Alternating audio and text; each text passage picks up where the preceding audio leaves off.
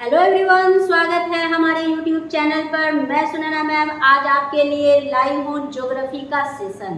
तो आज हम लोग स्टूडेंट क्लास 10th का ज्योग्राफी का चैप्टर देख रहे हैं 1 और आज का चैप्टर 1 है संसाधन, विकास और उपयोग। और इससे आज हम लोग बहुत ही इम्पोर्टेंट क्वेश्चन का डिस्कशन करने वाले हैं। साथ ही स्टूडेंट हम आपको याद दिला दें कि ये जो टॉपिक है ये इसलिए चैप्टर वाइज बताया जा रहा है क्योंकि आपको बीपीएससी टीचर भर्ती परीक्षा फेज 2 में ये काफ़ी आपको हेल्पफुल हो सके। और बच्चे आप सभी ये देखे होंगे जब आपने बीपीएससी का फेज 1 एग्ज़ाम दिया होगा, ठीक है, तो ऐसी स्थिति में आप देखे होंगे कि मैक्सिमम जो क्वेश्चन आए थे वो एनसीईआरटी और एससीईआरटी के आए थे।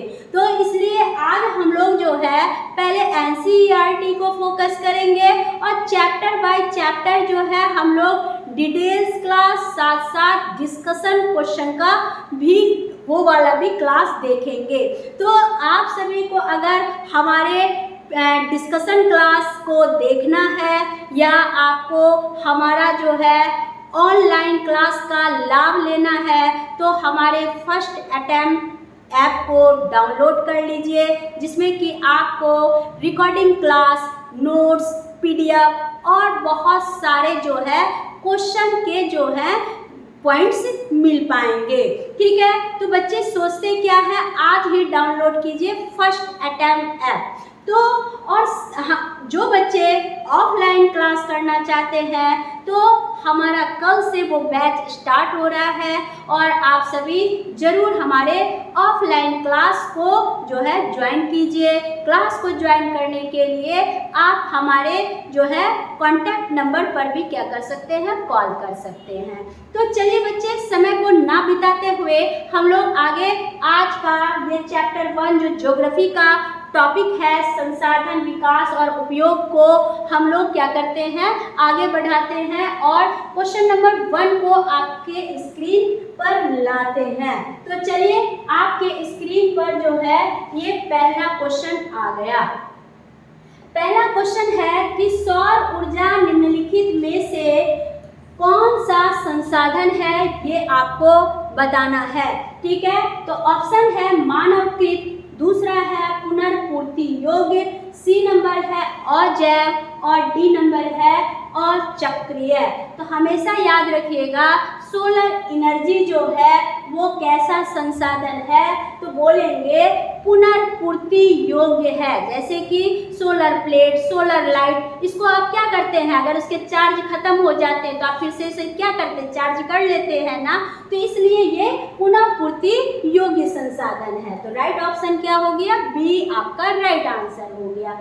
बढ़ते हैं क्वेश्चन नंबर 2 में। क्वेश्चन नंबर 2 कह रहा है कि निम्नलिखित में से किसका कथन है। ये स्टेटमेंट वाले भी क्वेश्चन बहुत आए हैं, खास करके ये क्वेश्चन जो है 11th-12th में आए हैं भाई। ठीक है, तो देखिए निम्नलिखित में से किसका कथन है कि संसाधन होते नहीं हैं, बनते हैं। तो ये कथन है जिम्मरमैन का। किसका है, जिम्मरमैन का है, ना ही माल्थस का, डार्विन का या इरिटोस्थेनिस का नहीं है। चलिए अगला क्वेश्चन, क्वेश्चन नंबर 3 देखेंगे भाई।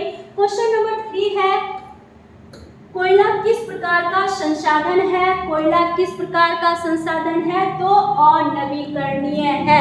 ठीक है, कोयला अनवीकरणीय है क्योंकि पेड़ पौधे के जीवाश्म से ही क्या बनते हैं, कोयले बनते हैं, इसलिए ये अनवीकरणीय संसाधन के अंतर्गत माने जाते हैं। तो option A is right answer. Next question, question number 4। Question number 4 कह रहा है कि निम्नलिखित प्राकृतिक संपदाओं में से किसका भंडार सीमित है। अगर भंडार सीमित है ना तो वो किसका है भाई, तो हवा का, कि मिट्टी का, सौर ऊर्जा शक्ति का या कोयला का। तो कोयला का भंडार क्या है, सीमित है। ठीक है, चलिए, क्योंकि लाखों हजारों साल लग जाते हैं इसको बनने में, जब कोई प्राकृतिक आपदा आएगी तभी ना। ठीक है, तो इसलिए इसकी कोयले की जो मात्रा है वो क्या है, सीमित है, इसका भंडार सीमित है। राइट आंसर ए हो गया। अगला क्वेश्चन, क्वेश्चन नंबर 5। डाकू की अर्थव्यवस्था का संबंध है। तो डाकू का अर्थव्यवस्था, डाकू अगर डकैती करते हैं तो इसका जो है ये बिजनेस होता है डकैती करना। तो क्या ये संसाधन का संग्रहण से है? तो नहीं, ये संसाधन को संग्रहित नहीं करते हैं। आज यहाँ डकैती किए, कल वहाँ डकैती किए और वहाँ से जो भी धन आया तो उसका ये नहीं भाई एक बार कर लिए, कुछ दुकान या कुछ बिजनेस खोल के बैठ जाएंगे, बार बार नहीं करना पड़े, नहीं, उनका एक पैसा होता है, ठीक है। तो इसलिए वो क्या करते हैं, तो उसकी प्लानिंग रहती है कि भाई आज अंबानी के यहाँ डकैती करना है कि नीरव मोदी के यहाँ करना है, तो प्री प्लानिंग रहती है। इसलिए ये नियोजित दोहन के अंतर्गत आता है। वहां किया चोरी, जो है खा पका के बैठ गया, ठीक है। तो इसलिए संसाधन के नियोजित दोहन से इसका संबंध है, ना कि संसाधन के विदोहन से, या फिर इनमें से कोई नहीं तो होगा ही नहीं। चलिए आगे बढ़ते हैं अगले क्वेश्चन की ओर। क्वेश्चन नंबर 6, क्वेश्चन नंबर 6 देखेंगे। समुद्री क्षेत्र में राजनीतिक सीमा के कितनी किलोमीटर क्षेत्र तक राष्ट्रीय संपदा निहित है, ठीक है। तो कितने किलोमीटर तक है, तो हमेशा याद रखिएगा कि जो भी सी एरियाज होते हैं इनका पॉलिटिकल जो लिमिटेशन होता है वो 12.2 किलोमीटर तक जो है इनका नेशनल जो भी रिसोर्सेस होते हैं ये निहित होते हैं। तो 12.2 किलोमीटर याद रखेंगे, ठीक है। चलिए ये सारी बातें रटने वाली बातें हैं बच्चे, रट लेना है, इसे छोड़ना नहीं है। अगला क्वेश्चन, क्वेश्चन नंबर 7, तट रेखा से कितने किलोमीटर क्षेत्र सीमा अपवर्जक आर्थिक क्षेत्र कहलाते हैं? तो सीमा अपवर्जक आर्थिक क्षेत्र कहलाते हैं 200 NM तक, ठीक है। चलिए आगे बढ़ते हैं next question, question number 8। Question number 8 कह रहा है कि पंजाब किस प्रकार के संसाधन के मामले में गरीब है? तो देखिए पंजाब के पास जो है वो कृषि के लिए बहुत ही फेमस है, जल भी काफ़ी है, मानव भी वहाँ जो है आपको मिल जाएंगे, लेकिन खनिज के मामले में जो पंजाब है ना वो काफ़ी गरीब देश माना जाता है, गरीब राज्य माना जाता है, ठीक है। चलिए नेक्स्ट बढ़ेंगे अगले क्वेश्चन की ओर। क्वेश्चन नंबर 9 कह रहा मछलियों के अस्तित्व को खतरे में कौन डाल सकता है? पहला ऑप्शन है वर्षा जल, दूसरा है सागर जल, तीसरा है बांध और दूषित जल। देखिए मछली के जीवन को कौन डालेगा, तो दूषित जल या क्या है खतरे में डालेगा, क्योंकि प्रदूषित जल में क्या होती है, ऑक्सीजन की कमी हो जाती है, यानी कि बीओडी की मांग हो जाती है, बायोलॉजिकल ऑक्सीजन डिमांड की जरूरत होती है, ठीक है। और ऑक्सीजन की अगर कमी हो जाएगी वाटर में तो क्या होंगे, जितने भी एक्वेटिक एनिमल्स है वो सरवाइव नहीं करेंगे। तो इसी तरह की कंडीशन मछलियों के साथ भी होती है, जिसके कारण वहाँ उस जल में उसका दम घुटने लगता है और वो अपने प्राण को त्याग देते हैं। तो इसलिए मछलियों का अस्तित्व भी क्या हो जाता है, ऐसे जल में, दूषित जल में खत्म हो जाता है, संकट में हो जाता है। तो option D is right answer. चलते हैं अगले क्वेश्चन की ओर। क्वेश्चन नंबर 10 क्या कह रहा है, कह रहा है ब्रुंटलैंड किस देश की प्रधानमंत्री रह चुकी है, ठीक है। तो ये ब्रुंटलैंड जो है किस देश की प्रधानमंत्री रह चुकी है, तो एकदम रट लीजिए भाई, नॉर्वे का, ठीक है। नॉर्वे की प्रधानमंत्री रह चुकी है कौन, ब्रुंटलैंड। चलिए आगे बढ़ते हैं अगले क्वेश्चन, क्वेश्चन नंबर 11। देखिए जो भी डिटेल्स जानना है आपको तो इसके लिए आप जो है हमारे जो है पेड कोर्स जिसमें कि इसका डिटेल्स बताया गया है उसमें आप क्या कर सकते हैं, क्लास ले सकते हैं। और इसके लिए आपको हमारा फर्स्ट अटेम्प्ट ऐप को डाउनलोड करना होगा और आपको वो सारा जो है डिटेल्स मिल जाएगा और बहुत सारे नोट्स भी इनके PDF में मिल जाएंगे, ठीक है। चलते हैं क्वेश्चन नंबर 11। क्वेश्चन नंबर 11 कह रहा है कि जैव और अजैव संसाधन वर्गीकरण का आधार क्या है? तो जैव और अजैव संसाधन का वर्गीकरण का आधार है उत्पत्ति के आधार पर। किसके आधार पर? उत्पत्ति के आधार पर हम क्या कर सकते हैं, जैव और अजैव संसाधन को, बायोलॉजिकल और नॉन बायोलॉजिकल रिसोर्सेज को हम क्या कर सकते हैं, क्लासीफाई कर सकते हैं। तो राइट आंसर क्या हो जाएगा, डी इज राइट आंसर। चलते हैं next question, question number 12। Question number 12 कह रहा है कि निम्नलिखित में से कौन प्राकृतिक संसाधन नहीं है? तो वन प्राकृतिक है, नदियाँ प्राकृतिक है, खनिज प्राकृतिक है, तो नगर प्राकृतिक नहीं है। तो यही आपका क्या हो जाएगा, राइट आंसर हो जाएगा। ठीक है, नगर। चलते हैं next question, question number 13। Question number 13 क्या कह रहा है कि प्रथम पृथ्वी सम्मेलन किस देश में आयोजित किया गया था। ठीक है, तो प्रथम पृथ्वी सम्मेलन जो है कहाँ किया गया था, किस देश में किया गया था, तो ब्राजील में किया गया था। ब्राजील में कहाँ, तो रियो डी जेनेरियो में किया गया था, इसलिए यहाँ ब्राजील देंगे हम लोग। चलिए, option D is right answer. Next question, question number 14। Question number 14 कह रहा है कि बांधों में जल किस संसाधन वर्ग का उदाहरण है। ठीक है, पहला है भंडार, दूसरा है संचित, फिर है तीसरा संभावी और डी है विकसित। ठीक है, तो बांधों में जो जल होते हैं ना वो स्टोर होते हैं, क्या होते हैं, स्टोर रहते हैं, तो इसलिए यहाँ हम लगाएंगे संचित संसाधन वर्ग का बांध में जल क्या है, उदाहरण है। चलिए, वहाँ स्टोर रहते हैं water. Next question, question number 15। Question number 15 है स्वामित्व। स्वामित्व का मतलब होता है अधिकार। ठीक है, यानी कि स्वामित्व के आधार पर, स्वामित्व के आधार पर संसाधन के कितने प्रकार होते हैं। ठीक है, तो स्वामित्व के आधार पर संसाधन के 4 प्रकार होते हैं, प्राकृतिक, अप्राकृतिक, नवीकरणीय और अनवीकरणीय। ठीक है, चलिए आगे बढ़ते हैं अगले क्वेश्चन की ओर। Next question, question number 16। संसाधन नियोजन के कितने स्तर होते हैं। ठीक है, तो यहाँ संसाधन के कितने स्तर होंगे, जल्दी जल्दी बच्चे बताएंगे आप लोग। तो 3 होते हैं संसाधन नियोजन के कितने स्तर, 3 स्तर होते हैं, परंपरागत, अपरंपरागत और गैर परंपरागत। चलिए आगे बढ़ते हैं अगले क्वेश्चन की ओर। Question number 17। क्वेश्चन नंबर 17 कह रहा है कि तृतीय पृथ्वी सम्मेलन कहाँ हुआ था।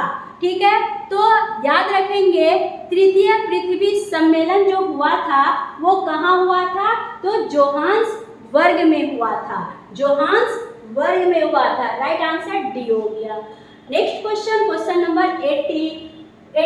इनमें से कौन अजैव संसाधन नहीं है। नेगेटिव क्वेश्चन है, कौन अजैव संसाधन नहीं है। अजैव मतलब जिसमें जीव नहीं होते हैं, तो भाई वनस्पति में जीव होते हैं, इसलिए ये होना चाहिए। बाकी चट्टान में ये निर्जीव है, खनिज निर्जीव है, धातु निर्जीव है, इसलिए ए आपका क्या हो जाएगा, राइट आंसर हो जाएगा।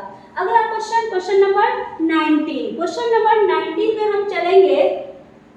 कह रहा है कि इनमें से कौन विकास के स्तर के आधार पर संसाधन का वर्ग नहीं है। ठीक है, तो कौन सा, देखिए विकास के स्तर के आधार पर संसाधन का वर्ग नहीं है। देखिए कोई भी संसाधन को, रिसोर्स को हम संभाव्य के आधार पर रखते हैं, प्रोबेबिलिटी रखते हैं कि भाई जनसंख्या इतनी है तो संसाधन इतना है, क्या कमी क्या अधिक, एक प्रोबेबिलिटी रहती है, उसी के अनुसार हम लोग मैनेज करते हैं। फिर कोई भी संसाधन को हम क्या करते हैं, स्टोर भी रखते हैं। कोई भी संसाधन, कुछ ऐसे संसाधन होते हैं जो कि क्या होते हैं, व्यक्तिगत रूप से होते हैं, लेकिन संसाधन जो है ज्ञात नहीं होते हैं कि आज अगर हमने 5 बीघा जमीन में धान लगाया तो उसकी फसल कितनी होगी, ये अनुमानित नहीं है। वो डिपेंड करता है किस पर, वेदर और क्लाइमेट पर। ठीक है, अगर उसके अकॉर्डिंग ही क्या होगा कि आपके धान के उत्पादन में क्या होगी, बढ़ोतरी होगी, तो आपका क्या होगा, संसाधन में इजाफा होगा। तो इसलिए ये क्या हो जाएगा, ज्ञात। चलिए आगे बढ़ेंगे, अगले क्वेश्चन की ओर चलेंगे। Question number 20। क्वेश्चन नंबर 20 कह रहा है कि संसार का सबसे कीमती संसाधन कौन सा है। तो संसार का सबसे अगर कीमती संसाधन है ना, ठीक है, जैसे पशु में गाय, घोड़ा, बकरी, ये सब का तो कोई मोले नहीं है। ठीक है, आप सभी जानते हैं। चलिए उसके बाद वन भी क्या है, आराम से ये मिल जाते हैं। नदियाँ भी है भाई, आराम से, कोई हस्तक्षेप है नहीं। तो खनिज, ठीक है, खनिज जो है ये संसार का सबसे क्या है, कीमती संसाधन के अंतर्गत माने जाते हैं। अगला question, question number 21। Question number 21 कह रहा है कि इनमें से कौन निजी संसाधन में शामिल नहीं है। तो निजी संसाधन में कौन शामिल नहीं है, तो पहला ऑप्शन है मकान, तो अपना निजी होता है, कार भी निजी होता है, मंदिर तो सार्वजनिक होता है। मंदिर क्या होता है, जिसमें सभी जाति धर्म के लोग जा सकते हैं, ये सार्वजनिक है भाई मंदिर, ठीक है। साइकिल क्या है, निजी है, तो आंसर क्या हो जाएगा, सी हो जाएगा, ठीक है। चल आगे बढ़ेंगे, नेक्स्ट क्वेश्चन, क्वेश्चन नंबर 22 क्या कह रहा है कि द पॉपुलेशन बम नामक पुस्तक किस वर्ष प्रकाशित हुई थी, ठीक है। तो द पॉपुलेशन बम जो है वो 1968 में क्या हुई थी, प्रकाशित हुई थी, ठीक है। चलिए नेक्स्ट क्वेश्चन, अगला question, question number 23। Question number 23 कह रहा है कि क्लब ऑफ रोम ने किस वर्ष संसाधनों के विवेकपूर्ण उपयोग का प्रस्ताव रखा। तो संसाधनों का विवेकपूर्ण प्रस्ताव क्लब ऑफ रोम ने कब रखा था, तो 1968 में रखा था, ठीक है। Option C is right answer. अगला question, question number 24। Question number 24 क्या कह रहा है कि बुंदेलैंड कमीशन ने किस वर्ष सतत पोषणीय विकास संबंधी रिपोर्ट पेश की थी, ठीक है। तो चलिए बुंड की बात हो रही है, तो बुंदेलैंड कमीशन ने 1987 में क्या हुआ था, सतत पोषणीय विकास संबंधी रिपोर्ट पेश की थी। चलिए आगे बढ़ते हैं अगले क्वेश्चन की ओर, क्वेश्चन नंबर 25। क्वेश्चन नंबर 25 क्या कह रहा है कि 1992 के पृथ्वी सम्मेलन में लगभग कितने देशों का राष्ट्राध्यक्ष शामिल हुए थे। तो याद रखेंगे बच्चे, 1992 के पृथ्वी सम्मेलन में लगभग 170 देशों के राष्ट्राध्यक्ष क्या हुए थे, शामिल हुए थे, ठीक है। Option C is right answer. Next question, question number 26। नवीकरणीय संसाधन कौन है। तो नवीकरणीय संसाधन कौन है, तो कोयला अनवीकरणीय है, खनिज तेल अनवीकरणीय है, पवन ऊर्जा भी जो है वो अनवीकरणीय है। तो क्या हो जाएगा, प्राकृतिक gas, D is right answer. Next question, question number 27। Question number 27 कह रहा है लो अयस्क किस संसाधन वर्ग में शामिल है। लो अयस्क अनवीकरणीय संसाधन वर्ग में शामिल है। लो अयस्क, लोहे का अयस्क जैसे हेमेटाइट, ठीक है, ये क्या है, लोहे का अयस्क है और ये अनवीकरणीय संसाधन में आते हैं। अगला क्वेश्चन, क्वेश्चन नंबर 28 कह रहा है 1992 में पृथ्वी सम्मेलन किस शहर में हुआ था। तो 1992 में पृथ्वी सम्मेलन कहाँ हुआ था, तो रियो डी जेनेरियो में हुआ था, ठीक है, जो कि ब्राजील में है। चलिए बी इज राइट आंसर हो। Next question, question number 29। किस कमीशन से सतत पोषणीय विकास की अवधारणा प्रस्तुत की गई। तो बोलेंगे ब्रुंडलैंड कमीशन से सतत पोषणीय विकास की अवधारणा प्रस्तुत की गई, ठीक है।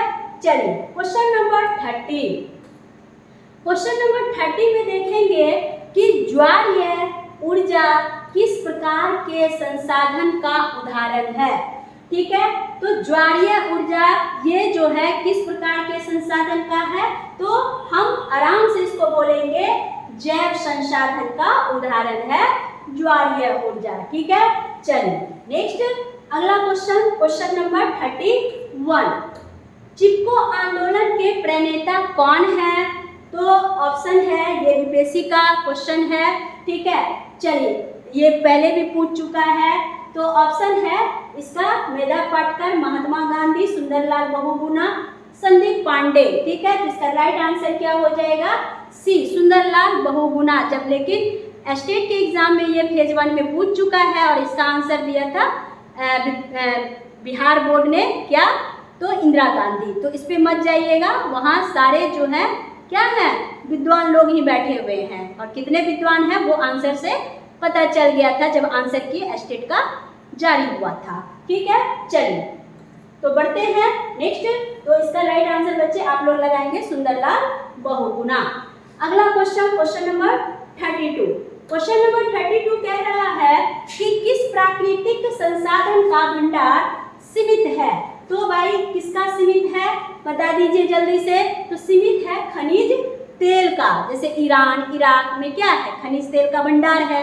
तो जरूरी नहीं है ये भविष्य में क्या होंगे, समाप्त हो जाएंगे। ठीक है, चलिए आगे बढ़ते हैं। अगला क्वेश्चन नंबर 33 कह रहा है राजस्थान में किस संसाधन की कमी है। राजस्थान में क्या है, बालू ही बालू है, मरुस्थल कहा जाता है।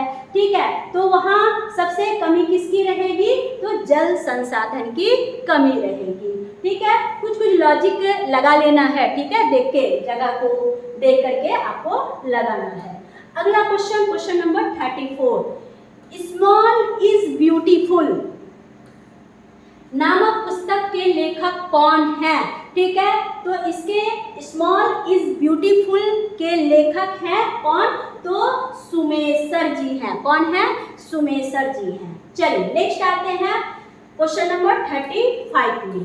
क्वेश्चन नंबर 35 कह रहा है कि निम्नलिखित में कौन सामुदायिक संसाधन नहीं है। देखिए नेगेटिव क्वेश्चन पर एकदम ध्यान देना है। कौन सामुदायिक संसाधन नहीं है, तो चारागाह, उसमें जो पूरा चारागाह में क्या है, पूरा झुंड लगा के बैठ जाता है। विद्यालय भवन में भी क्या है, बहुत सारे बच्चे पढ़ते हैं। ठीक है, उसके बाद क्या है नेक्स्ट, कृषि भूमि ये सामुदायिक नहीं होता है। ठीक है, शमशान में भी राजा रहे या रंक रहे, सबका वहाँ पर क्या होता है, मिलन होता है। इसलिए कौन नहीं है, तो सी इज राइट आंसर। अगला क्वेश्चन नंबर 36। क्वेश्चन नंबर 36 में हम लोग चलेंगे। कह रहा है हमारा साझा भविष्य क्या है। एक नीति है, एक पुस्तक है, या एक विचार है, या सभी गलत है। देखिए ये जो है हमारा साझा भविष्य जो है, एक क्या है, पुस्तक है। ठीक है, क्या है, एक पुस्तक है। याद रखेंगे, ये आपको हमने जो है डिटेल्स क्लास जब हम आपका लिए थे एनसीईआरटी से, तो ये हमने आपको बताया था। चलते हैं अगले क्वेश्चन की ओर। Question number 37। क्वेश्चन नंबर 37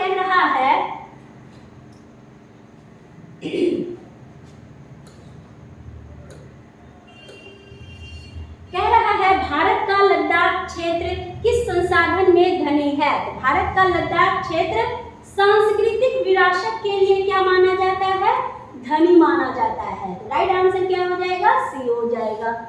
अगला क्वेश्चन नंबर 38 कह रहा है सामुदायिक संसाधन कौन नहीं है। नेगेटिव क्वेश्चन है भाई।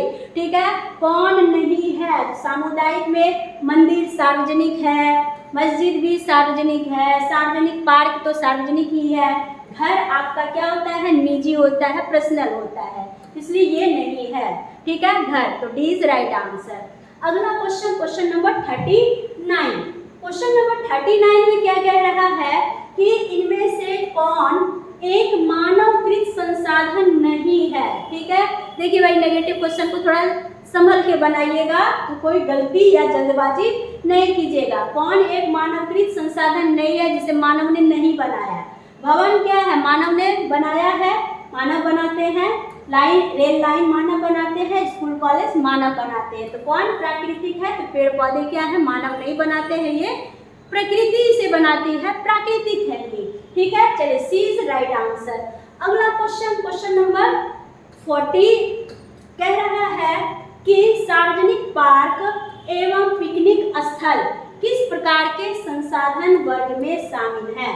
तो देखिए सार्वजनिक पार्क और पिकनिक जो है ये सामुदायिक संसाधन वर्ग में क्या है, शामिल है। ठीक है, तो आप सभी को एकदम समझ में आ रहा होगा। और इस तरह से स्टूडेंट आज हम लोगों ने क्या देखा, 40 क्वेश्चन का डिस्कशन किया। और ये हमारा ज्योग्राफी का पहला चैप्टर था भारत में संसाधन विकास और उपयोग का। ठीक है, तो फिर अब हम लोग नेक्स्ट जो है चैप्टर और नेक्स्ट सब्जेक्ट फिर कल देखेंगे। तब तक आपसे विदा लेते हैं और आप सभी को आज का वीडियो कैसा लगा, क्लास कैसा लगा, हमारे कमेंट बॉक्स में जरूर कमेंट कीजिएगा। ठीक है, ताकि हम आपके सुझाव को जान सकें। तो मिलते हैं अगले वीडियो में, यानी कि नेक्स्ट कॉन्सेप्ट के साथ। तब तक आप सभी से विदा लेते हैं। Bye bye.